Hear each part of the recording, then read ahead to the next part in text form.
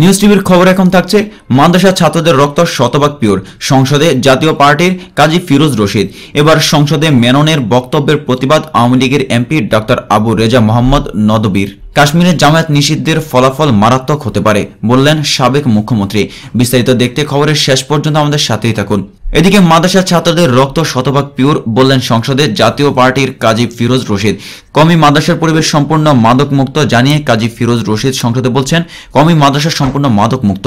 মাদক, ইয়াবা, গাঁজা, ফেন্সিডাল এখানে নিষিদ্ধ। ধূমপান এখানে চলে না। এগুলো কোথায় চলে? আমাদের স্কুল, কলেজ, ইউনিভার্সিটি ও বাড়িঘরে এই মাদক ঢুকে পড়েছে, কিন্তু কওমি মাদ্রাসায় ঢুকতে পারে না। আমরা যদি 1000 মাদ্রাসার ছাত্রের রক্ত নিয়ে পরীক্ষা করি আর অন্য ছাত্রদের রক্ত নিয়ে পরীক্ষা করি, তাহলে দেখা যাবে মাদ্রাসার ছাত্রদের রক্ত পিওর, এখানে কোনো মাদকের চিহ্ন পাওয়া যাবে না। আর অন্য ছাত্রদের রক্ত 50% পিওর পাবো না, তাদের মধ্যে এত মাদক ঢুকেছে। রোববার সংসদে রাষ্ট্রপতির ভাষণের উপর আনা ধন্যবাদ প্রস্তাবের উপর আলোচনায় অংশ নিয়ে ওয়ার্কার্স পার্টির সভাপতি রাশেদ খান মেননের সংসদে দেওয়া সাম্প্রতিক বক্তব্যের প্রতিবাদে জাতীয় পার্টির কাজী ফিরোজ রশিদ এসব কথা বলেন। পাশাপাশি কওমি মাদ্রাসা হেফাজতে ইসলাম ও আল্লামা শাহ আহমদ শফিকে নিয়ে ওয়ার্কার্স পার্টির সভাপতি রাশেদ খান মেননের সংসদে দেওয়া সাম্প্রতিক বক্তব্যকে ধৃষ্টতা আখ্যা করে তা এক্সপাঞ্জ করারও দাবি জানিয়েছেন। ঢাকা 6 আসন থেকে নির্বাচিত এই সংসদ কওমি মাদ্রাসা আদর্শ নাগরিক গড়ে তুলেছে জানিয়ে সংসদ সদস্য কাজী ফিরোজ রশিদ সংসদে বলছেন, বাংলাদেশে 20,000 কওমি মাদ্রাসা আছে। 20 লাখ ছাত্র এই মাদ্রাসাগুলোতে কোরআন হাদিস নিয়ে পড়াশোনা করছেন।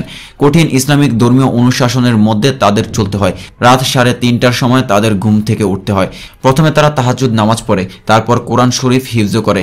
এভাবে তাদের দিন শুরু হয়। রাত 10টার মধ্যে তাদের ঘুমিয়ে যেতে হয়। রাত জেগে ফেসবুক বা ইন্টারনেটে তারা সময় পার করে না। স্কুল কলেজের ছাত্রদের মতো ঘি মাখা রুটি পরোটা খেয়ে স্কুলে যায় না, যা জোটে তাই খায়। ফিরোজ রশিদ বলেন, একজন সংসদ সদস্য যিনি আগে মন্ত্রী ছিলেন এই সংসদে দান বানতে শিবের গীত গিয়েছেন। এটা অত্যন্ত দুঃখজনক। কওমি মাদ্রাসা নিয়ে তিনি অনেক বেহুদা কথা বলেছেন। কওমি মাদ্রাসা নাকি একটা বিষ বৃক্ষ, অথচ এই সংসদে প্রধানমন্ত্রীর নেতৃত্বে আমরা দাওয়ারে হাদিসের স্বীকৃতি দিতে সর্বসম্মত আইন পাশ করেছি। প্রধানমন্ত্রীর নেতৃত্বেই আমরা সবাই মিলে এই সংসদে তা করেছি। এটা তাদের দীর্ঘদিনের দাবি ছিল। এটা একটি যুগান্তকারী সিদ্ধান্ত। এর জন্য সব কওমি মাদ্রাসার পক্ষ থেকে মাননীয় প্রধানমন্ত্রীকে অভিনন্দনও জানানো হয়েছে। এখানে তো কোনো মোল্লাতন্ত্র সৃষ্টি বা দেশ দখলের ষড়যন্ত্র হয় না। প্রসঙ্গত গত 3রা মার্চ সংসদে রাষ্ট্রপতির ভাষণে আনা ধন্যবাদ প্রস্তাবের উপর আলোচনা অংশ নিয়ে সাবেক সমাজ কল্যাণ মন্ত্রী ও ওয়ার্কার্স পার্টির সভাপতি রাশেদ খান মেনন দাওয়ার হাদিসের স্বীকৃতি প্রদান, হেফাজত ইসলাম ও আল্লামা আহমদ শফির কঠোর সমালোচনা করেন। এ সময় তিনি কওমি শিক্ষাকে বিষ বৃক্ষ ও আলেমদের মোল্লাতন্ত্র বলে মন্তব্য করেন। রাশেদ খান মেননের এমন বক্তব্যে দেশজুড়ে সমালোচনার জ্বর ওঠে। হেফাজতে ইসলাম সহ ইসলামী দলগুলো মেননের সংসদ সদস্য পদ বাতিলের দাবি জানিয়েছে। অনতিবিলম্বে বক্তব্য প্রত্যাহার না কঠোর আন্দোলনের হুঁশিয়ারি দিয়েছেন তারা। বিষয়টি এতদিন রাজপথে থাকলেও রোববার তার সংসদে তুলেছেন জাতীয় পার্টির সংসদ সদস্য কাজী ফিরোজ রশিদ। ইসলাম বিরোধী বক্তব্য দেওয়া বামপন্থীদের রাজনৈতিক ফ্যাশন উল্লেখ করে ফিরোজ রশিদ বলেন, কিছু বামপন্থী নেতা রয়েছেন তারা ইসলামের বিরুদ্ধে কথা বলাটাকেই ফ্যাশন মনে করেন। ইসলামের বিরুদ্ধে কথা বললেই বোধ হয় আলট্রা মডার্ন হয়ে গেলাম। মানুষ মনে করবে আমি সব থেকে বড় বিপ্লবী বামপন্থী কমরেড হয়ে গেলাম। আল্লামা শফির মতো একজন বৈশ্বিক ধর্মীয় নেতাকে নিয়ে সংসদে কটাক্ষ করে দেশের শান্ত পরিস্থিতিকে বিনষ্ট করা হচ্ছে জানিয়ে জাপার এই সংসদ সদস্য বলেন, হেফাজতের আমির তিনি একজন বর্ষিয়ান নেতা, সারা জীবন মাদ্রাসার শিক্ষকতা করেছেন। তাদের অনেক ছাত্র ভক্ত রয়েছেন। তাকে নিয়ে এই সংসদে কটাক্ষ করে কথা বলা হয়েছে। তেতুল হুজুর বলে তাকে কটাক্ষ করা হয়েছে, বিদ্রুপ করা হয়েছে। আমরা মনে করি এ ধরনের দৃষ্টতা সংসদে উচিত নয়। সংসদে নেই, সংসদে কথা বলতে পারতেন না, সংসদে আসতেও পারতেন না। তাদের নিয়ে সংসদে আমরা এ ধরনের কথা কেন বলবো? দেশ তো শান্ত আছে, শান্তিতেই আছে। এখন তো কোথাও অশান্তি দেখি না। আমরা কেন শান্তির মধ্যে একটি অশান্তির ঢিল ছুড়ে দেব? রাশেদ খান মেননের বক্তব্যে এক্সপাঞ্জ করার অনুরোধ জানিয়ে স্পিকারের উদ্দেশ্য করে ফিরোজ রশিদ বলেন, কওমি মাদ্রাসার বিরুদ্ধে বলে আলেম সমাজের নেতা আল্লামা শফি সাহেবের বিরুদ্ধে কথা বলে ওনাকে অপমান করা হয়েছে। অথচ এই সংসদেই আমরা তাদের জন্য আইন পাশ করেছি। এখানে তাদের বিরুদ্ধে কথা বলার দরকার ছিল না। এই কথাগুলো এক্সপাঞ্জ করবেন, তাহলে অশান্ত পরিবেশ থেকে আমরা মুক্তি পাব। এদিকে এবার সংসদে মেননের বক্তব্যের প্রতিবাদে আওয়ামী লীগের এমপি ডক্টর আবু রেজা মোহাম্মদ নদবীর কওমি মাদ্রাসা হেফাজতে ইসলাম ও আল্লামা শাহ আহমদ শফিকে নিয়ে ওয়ার্কার্স পার্টির সভাপতি রাশেদ খান মেননের বক্তব্যের তীব্র প্রতিবাদ জানিয়েছেন চট্টগ্রাম 15 আসনের সদস্য ডক্টর আবু রেজা মোহাম্মদ নাজামুদ্দিন নদবী। মেননের বক্তব্যে ধর্মপ্রাণ মানুষ আহত হয়েছে বলেও সংসদকে জানান তিনি। সোমবার বিকেলে ডেপুটি স্পিকার মোহাম্মদ ফজলে রাব্বি মিয়ার সভাপতিত্বে সংসদের রাষ্ট্রপতির ভাষণের উপর আনা ধন্যবাদ প্রস্তাবের উপর আলোচনায় অংশ নিয়ে এসব কথা বলেন সরকার দলীয় এই সংসদ সদস্য।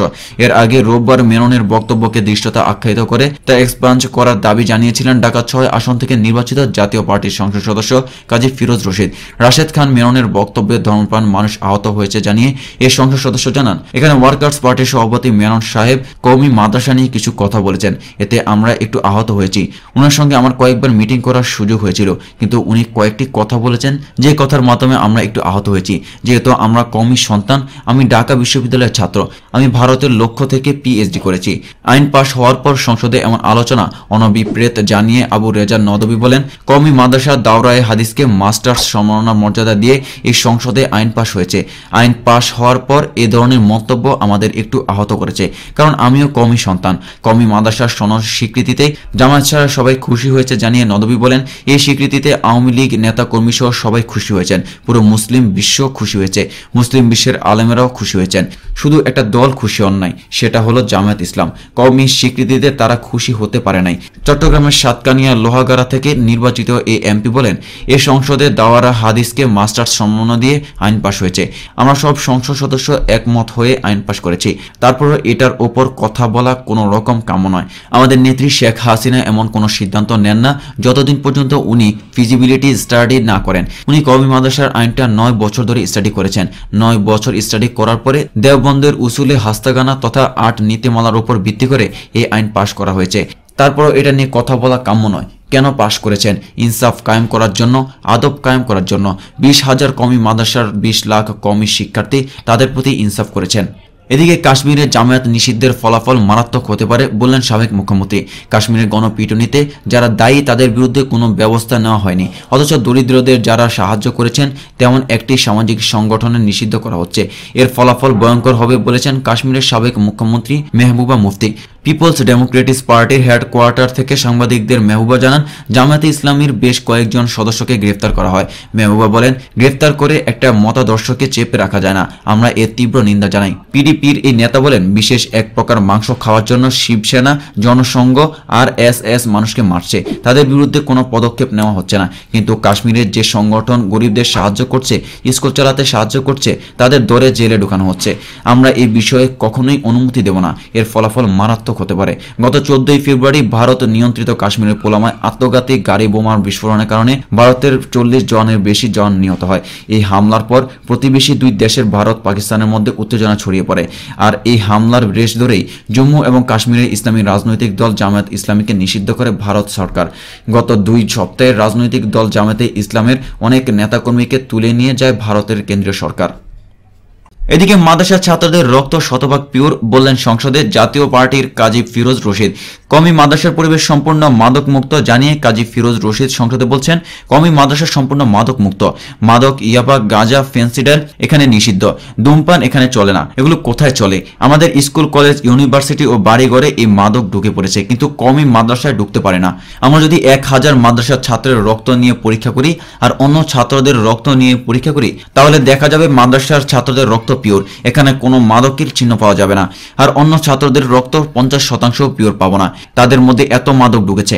রোববার সংসদে রাষ্ট্রপতির ভাষণের উপর আনা ধন্যবাদ প্রস্তাবের উপর আলোচনায় অংশ নিয়ে ওয়ার্কার্স পার্টির সভাপতি রাশেদ খান মেননের সংসদে দেওয়া সাম্প্রতিক বক্তব্যের প্রতিবাদে জাতীয় পার্টির কাজী ফিরোজ রশিদ এসব কথা বলেন। পাশাপাশি কওমি মাদ্রাসা, হেফাজতে ইসলাম ও আল্লামা শাহ আহমদ শফিকে নিয়ে ওয়ার্কার্স পার্টির সভাপতি রাশেদ খান মেননের সংসদে দেওয়া সাম্প্রতিক বক্তব্যকে ধৃষ্টতা আখ্যা করে তা এক্সপাঞ্জ করারও দাবি জানিয়েছেন ঢাকা 6 আসন থেকে নির্বাচিত এই সংসদ। কওমি মাদ্রাসা আদর্শ নাগরিক গড়ে তুলেছে জানিয়ে সংসদ সদস্য কাজী ফিরোজ রশিদ সংসদে বলছেন, বাংলাদেশে 20,000 কওমি মাদ্রাসা আছে।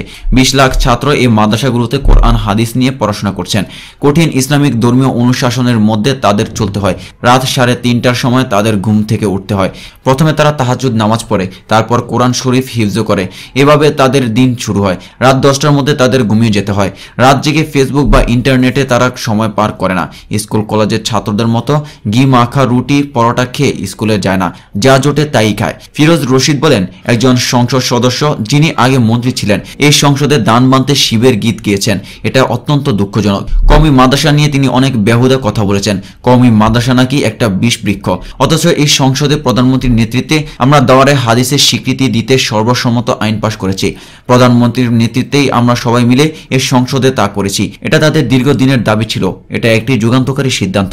এর জন্য সব কওমি মাদ্রাসার পক্ষ থেকে মাননীয় প্রধানমন্ত্রীকে অভিনন্দনও জানানো হয়েছে। এখানে তো কোনো মোল্লাতন্ত্র সৃষ্টি বা দেশ দখলের ষড়যন্ত্র হয় না।